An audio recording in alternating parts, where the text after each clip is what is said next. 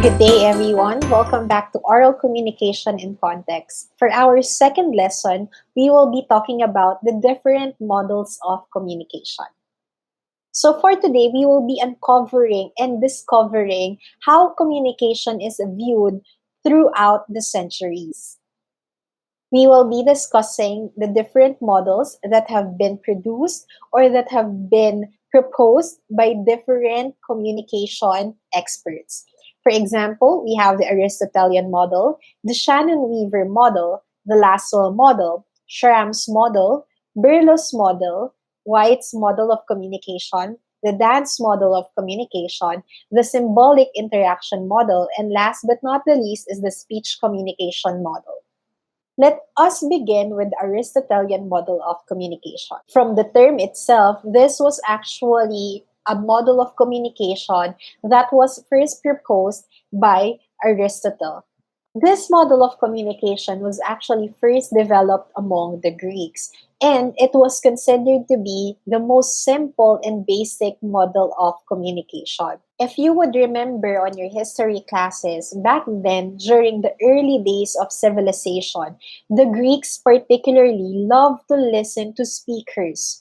They have places wherein other people could deliver speeches and other people could listen to them deliver these speeches. The Aristotelian model of communication only has three elements. It only involves three elements. We have the speaker, the speech or the message, and of course, the audience or the listener. So once again, if we are going to go back to the definition of the different elements of communication, you would remember that speaker is the source of the information, the source of the message, where the message is coming from. This speaker will then deliver the message or the speech that he or she intends to deliver to an audience. And the audience will only serve as listeners. Unlike the more contemporary views on communication, it is considered to be one way. In this particular model of communication, the speaker plays a very vital role in the process of communication. He or she communicates in such a way that the listeners actually get influence. Okay? They are affecting their listeners and they respond based on their intentions, based on the intentions of the speakers, okay? Even if that was the case back then, that doesn't mean that this particular model of communication is not observable even up to this day. Actually, there are still some instances or situations rather that you would notice would still have or would still showcase this particular model of communication. Take, for example, in the classroom. In a class, the teacher, whenever he or she is speaking or teaching the lesson, imparting a lesson, he or she is considered an active member. Particularly in traditional classrooms wherein it's always going to be the teacher who is talking, delivering the lessons. Alright, so in that case, the teacher could be considered the active member. Whereas, the students are considered passive. All they do is listen. They don't have to respond to whatever the teacher is saying because their task, their job, their duty is to absorb it. To absorb, understand the information that has been passed on to them. Even if that is the case, okay? Even if that is the case, the Aristotelian model is actually considered the golden rule for public speaking, lectures, and seminars. Why? Because if you are a good public speaker, it means that you must hold a strong influence over your audience. You need to captivate your audience. You need to hold their attention, keep their attention glued to you.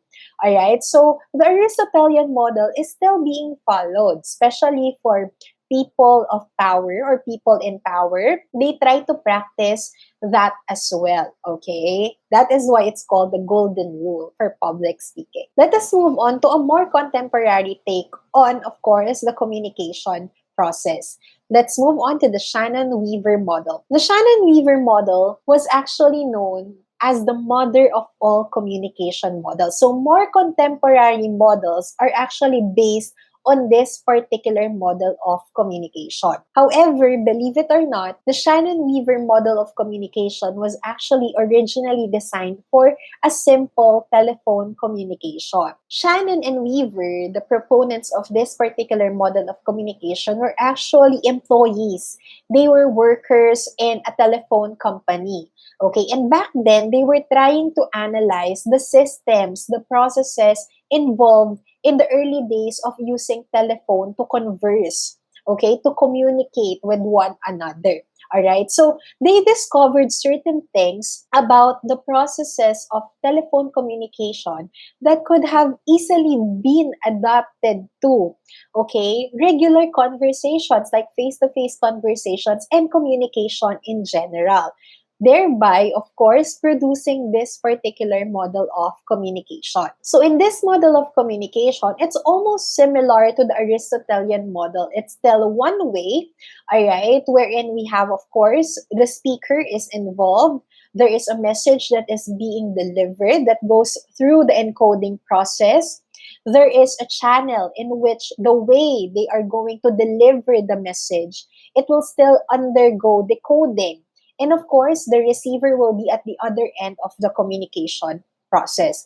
But there is one thing that was identified by Shannon Weaver model. And this is very important because they were the first ones to identify it among all the proponents of communication models. Okay, and it is what we refer to as noise. So you would notice that whenever you are conversing using a telephone, there's a static.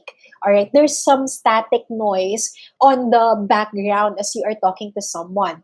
And this was what was referred to by Shannon and Weaver as noise. Okay, now that noise, it affects the way that you converse to someone, especially if you are talking on the telephone. Sometimes it could be a really huge disruption, okay, or it would cause a really huge disruption in the telephone conversation.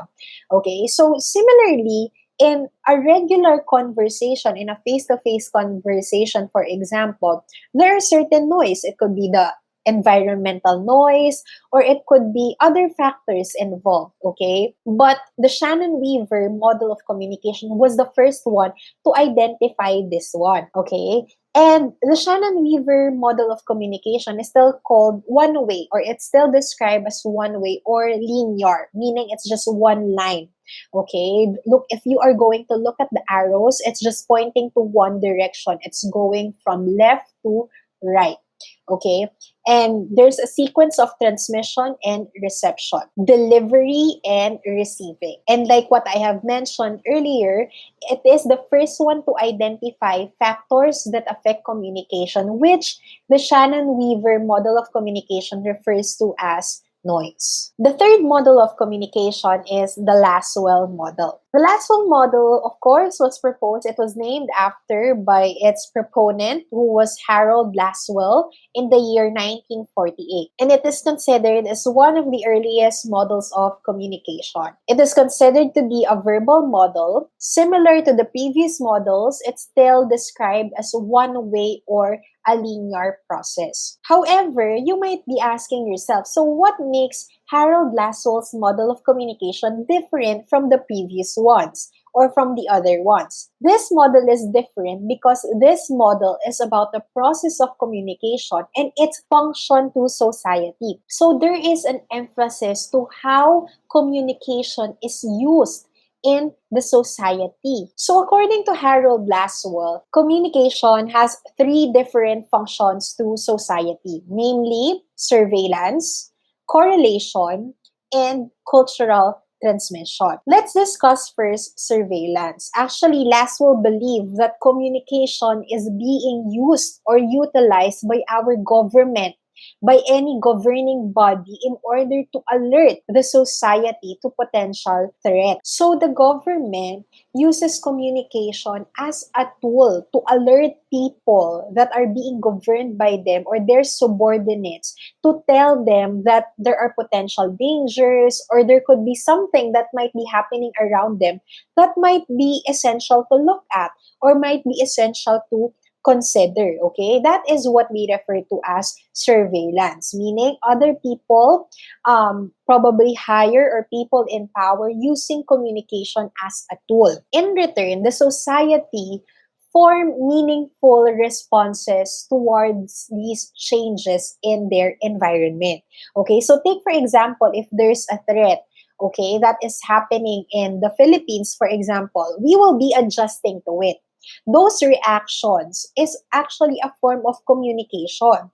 That is our response to what we have just learned from the government, from the surveillance, okay? And that is what we refer to as correlation because we have been putting the connections. We are trying to establish the connections of those things, of those threats, of those information we have received from the government and trying to adapt to it, okay? Trying to work around our lives for it. Now, eventually, another very important function, and perhaps this is considered to be the most important function of communication to society, is cultural transmission. So, institutions in the society, take for example, your family, your church, your school, the community, when time passes by, they actually hand down or transfer, okay, values, norms, customs, traditions brought about by these particular changes, okay, particular reactions from one generation to another. So the way that we are adapting right now, soon enough, for example, you, if you have your children in the future, the way that you have adapted to circumstances right now from the surveillance of the government, the way that you have correlated your lives, all right, it will be passed down from one generation to another. You could hand down what you have learned, how you have adapted your life, the way that you are living your life right now might be handed down to the future generations of your family. For example, your future kids, your future granddaughters, your future grandchildren, and so on and so forth. Just like how we are transmitting our cultures from one generation to another. Okay, so Harold Laswell believes that these are the three functions of communication to society. Therefore, it makes communication even more relevant, even more important to our lives because it's not just for personal use. It's not just for us to relay what we are feeling, what we know, okay? It's also a way for us to build the society, to help the society prosper. Let us take a look at the current COVID-19 pandemic as an example. The World Health Organization recognized the increasing rate of viral transmission. We were informed of this situation, and soon enough, governments all over the world took action. This is a clear example of surveillance. We were told to wash our hands, wear masks, and maintain physical distancing. Right now, these health and safety measures are integrated into our daily lives. Thus, the term new normal, a perfect way to showcase correlation in the society. In the future, in case another pandemic happens, then people will already know how to deal with such situation because these protocols would have been passed on to generations through cultural transmission.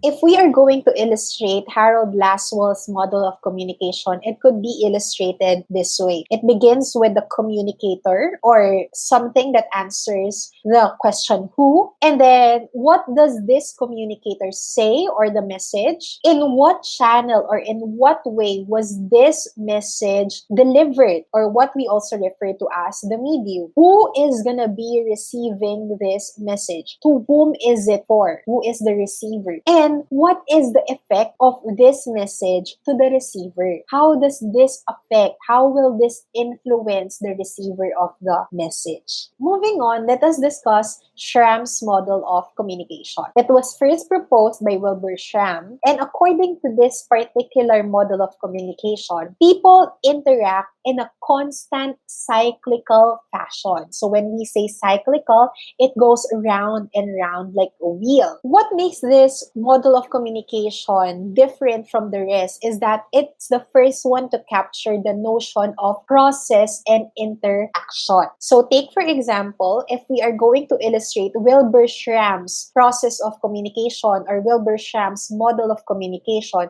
this is how it goes. It starts with the, of course, encoder, and then interpreter, and then the decoder. Alright? So the encoder will deliver a message to the decoder, and then the decoder will interpret it, and at the same time, the recipient of your message, okay, the recipient of your message would have to encode his or her response. Okay, and that's another form of message. So the message will go back to the sender, and then the sender will now have to decode the response, and then at the same time interpret it, and then formulate another response. So basically, the communication process goes on and on and on. Okay, once you have delivered a message as a sender, take for example, as a sender, you delivered a message, your receiver will decode it, interpret it, and for him to be able to respond, will of course encode another message. So basically, the process goes on and on and on and on. So that's how it goes. Moving on, let's go to Berlo's model of communication. Of course, it was named after by its proponent, Mr. David Berlo, in 1960. And what makes this different is that there is a focus on encoding and decoding processes. This is also called the SMCR model. These letters actually stand for the different elements of communication that comprises this particular model of communication. According to Berlo, there are four important elements in the process of communication. The first one is the source or the sender of the message, the message itself or M, C is the channel or the medium or how is the message going to be delivered, and of course, R is the receiver of the message or the recipient. According to Berlo, there are certain characteristics to these elements that need to be considered whenever we engage in the communication process. So take for example, if we are going to be talking about the sender or the source of the message, there are certain things that you have to know. There are certain things you have to know, determine about the source or the sender of the message. Take for example, you need to consider their communication skills. You need to consider their attitudes, their emotions, alright? Their knowledge, what do they know? You can also consider their social system and as well as their culture. And you would notice that these are generally characteristics of a person who is engaged in the communication process. As for the message, you also have to determine the content. Think about the content. Think about the elements of the message, the treatment of the message, the structure of the message, how are you going to say it, okay, and even the code that you are using, it could refer to the language that you are using. As for the channel, you really need to consider how your message is going to be perceived. And in doing so, you also need to consider the different senses because remember that your senses are your primary receptors, alright? So take for example, you have to determine how is it going to be heard. Is it going to be seen by someone? Is it going to be written down? Is your receiver going to be able to touch your message? Are they going to be able to smell it? Or are they going to be able to taste it? So it's something that refers to your senses, or rather the senses of your recipient. As for the receiver, you just need to consider the same things that you have to consider for the source or the sender of the message because they are just both people who are involved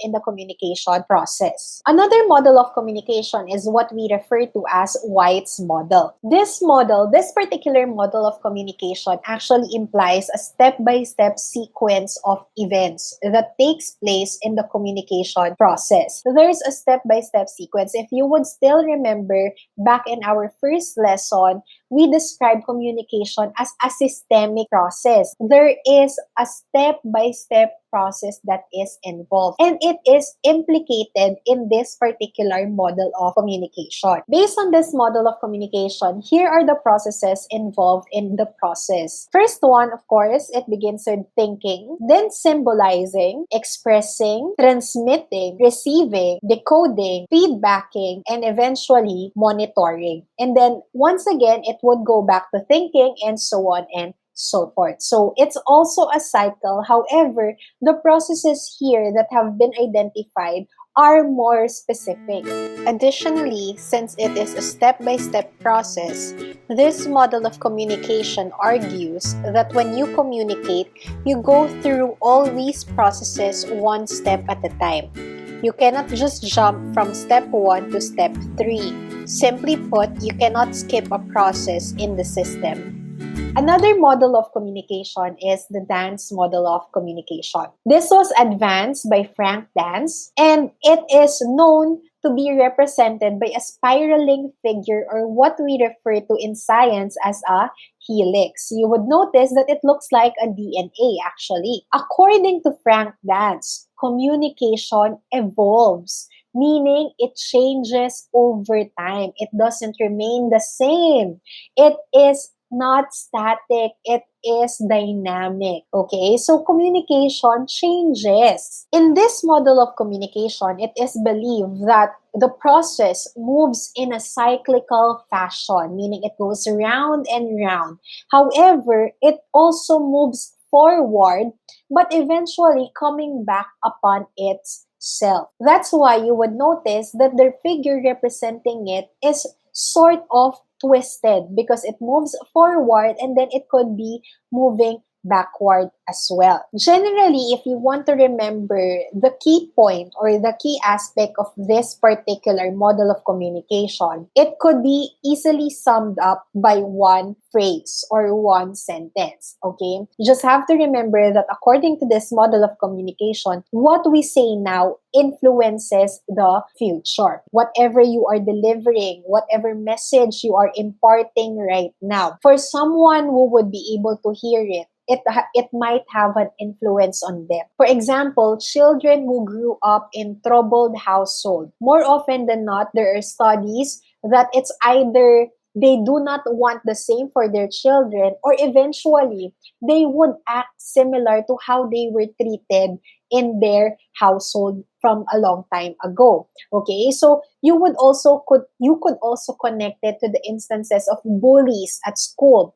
There was a study conducted that bullies in school are usually children who are also bullied at home, or who have experienced bullying themselves. So in a way, what they experience affect how they are treating other people as well. Similarly, if you are going to relate it to the concept of communication, what we are saying now might hold relevance to what we might say in the future, how we might act in the future, and how we communicate in the future. Next, we have the symbolic interaction model. So basically, the symbolic interaction model reflects the nature of communication that we have discussed in lesson 1. So if you would remember, the nature of communication, or communication, was described simply as a dynamic process, systemic, in which communicators are involved. We have the speaker and the receiver, and those communicators, they construct personal meanings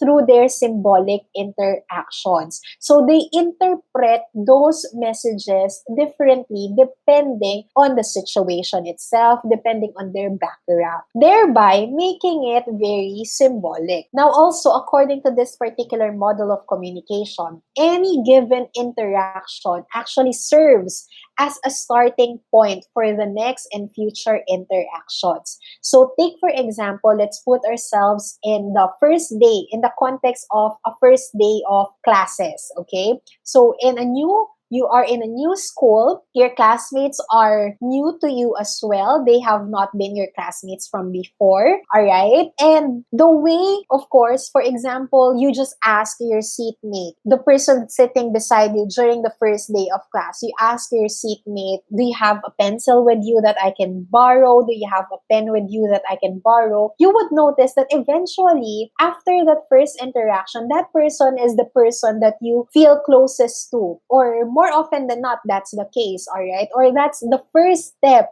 in building a relationship with that person or building a friendship with that particular person. So any interaction that we have with someone, that could serve as a starting point for future interactions that we are going to have or might have with them. Okay, it's either you continue interacting with them or you would avoid them as well after that initial interaction. Okay, so it would really depend on your initial interaction. That's what makes it very symbolic, very important. Okay, because it's a deciding factor whether you are going to stay connected or you are going to cut the connection that you have with that person. Last but not the least, we have the speech communication transaction model. This is the model of communication that we are using right now. Okay, we are using it to, of course, illustrate the process of communication. Unlike the previous models of communication or the earlier models of communication that we discussed,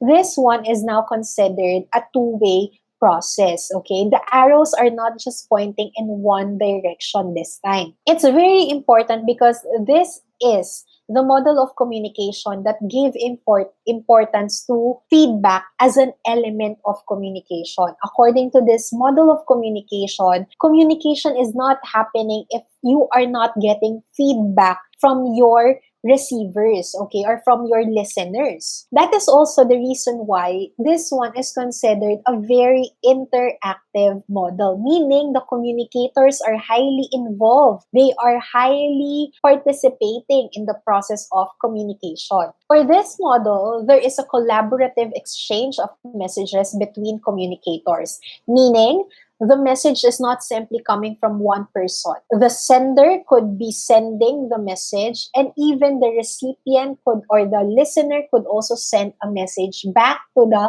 original sender. All right? So the roles could switch anytime in the communication process. Basically, it happens because there is a goal to understand one another. The main objective is for understanding. Now, even if that is the case, this model of communication still acknowledge that there might be elements that might interfere with the process of communication. It might disrupt, it might hinder, it might completely stop the communication process itself. And these are what has been referred to as barriers to communication. If we are going to illustrate the speech communication transaction model, we can use this picture.